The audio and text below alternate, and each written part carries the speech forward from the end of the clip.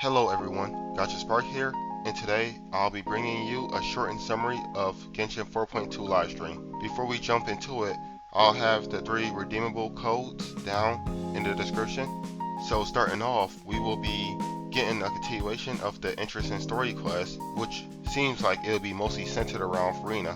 But I won't talk about it too much to not spoil anything for anyone, so moving on. We will be getting 2 new characters in the patch, being the Hydro Archon herself, Furina, and the new 4-star character, Charlotte. So for Furina, they showed off some interesting displays of her kit. That being her elemental skill summons up 3 companions that'll fight alongside of you, dealing damage based on the HP of active characters. And when you do charge attacks, you will switch stances with Furina, turning the adds to a different form that will then have them heal nearby active characters based on max HP. Additionally, when Furina's E skill is active and her companions is on field, Furina gets a similar ability to Kokomi where she's able to walk on water for a period of time.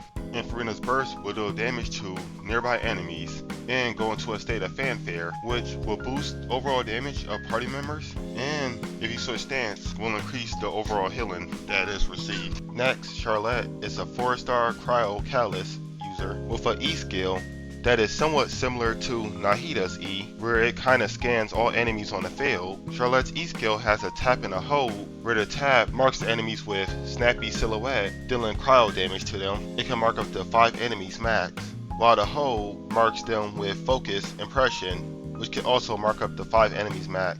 And Charlotte's burst creates a newsflash field that will deal cryo damage and restore party members' HP based on Charlotte's attack. Moving on to banners, Furina and Baizu will be the Phase 1 banners, with Charlotte being a 4-star on their banners. And the Phase 2 banners will be Ayato and Sino.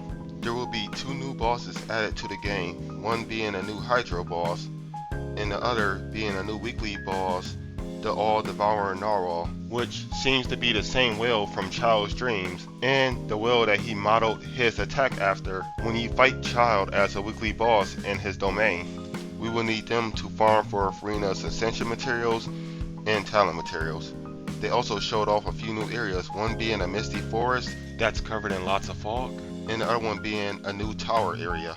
Next, they showing off a few events that will be coming in 4.2, such as DXC's Fantastic Adventure, Little Fungi Fantastic Fiesta, Graph Adversario Technology Experiment Log, and Misty Dungeon Realm of Water, with Leyline Overflow arriving near the end of 4.2. There will also be an additional reward from these events, being the zoom lens that will be added to the full camera in the game. The zoom lens can still be attained even if you miss the event. And with that, free-to-play players can earn roughly 11,785 gems, which is roughly 74 intertwines.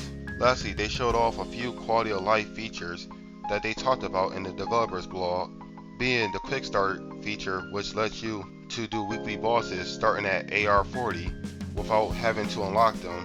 You can just go into the menu and click start to fight them. There will be an update to the TCG game, Genius Invocation, which adds accelerated duels, and they added deck sharing, and they also increased the number of decks that can be saved from 10 to 20. And next, they added an update to the Stellar Reunion for returning players. Lastly, they fixed the red dot notifications when logging into the game from different platforms, and they made it so when unlocking story quests, players can now choose to accept the quest or wait. And that's all the info for the live stream breakdown. Comment below your thoughts of what's coming in 4.2. What are you most excited for? Banners or story or something else? And if you enjoyed the video, please like and subscribe, and thanks for watching.